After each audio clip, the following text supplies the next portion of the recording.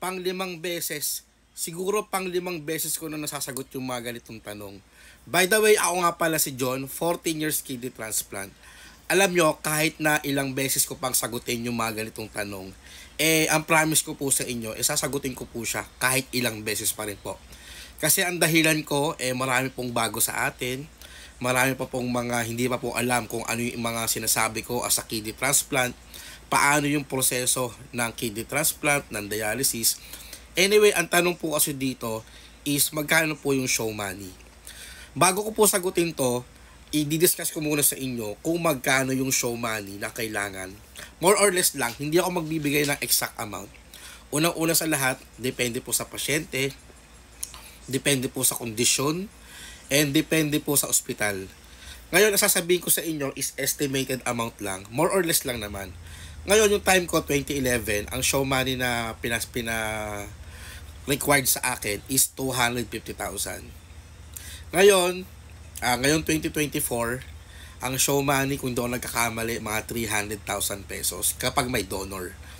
Ngayon, kapag wala kang donor, more or less mga 500,000 pesos. Yan, ayan na, para hindi tayo nagkakalituan.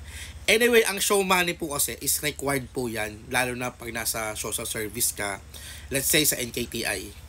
Yung time ko, kailangan kasi ng show money. Ayun po kasi yung gagamitin nyo in case na wala kayong guarantee letter, pampa-workup. Yun din po yung gagamitin nyo after kidney transplant. Kasi pag kidney transplant po kasi, kailangan nyo po mag-isolate sa bahay. And pag nag-isolate po kayo, hindi po kayo makakapagtrabaho.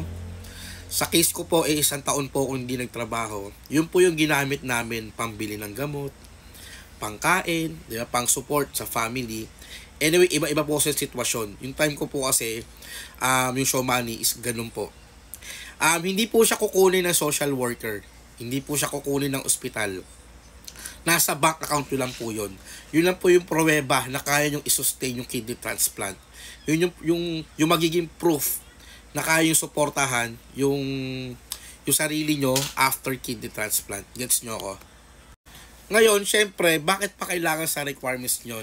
Huwag nyo sisihin yung mga social worker. Kasi protection nyo yun. Para sa inyo din po yun. And, ipapromise ko po sa inyo na yung pera na show money nyo, hindi nyo po mauubos lahat yan. Promise ko sa inyo yan, hindi po mauubos ang show money na yan. Basta masipag lang po kayo kumuha ng guarantee letter.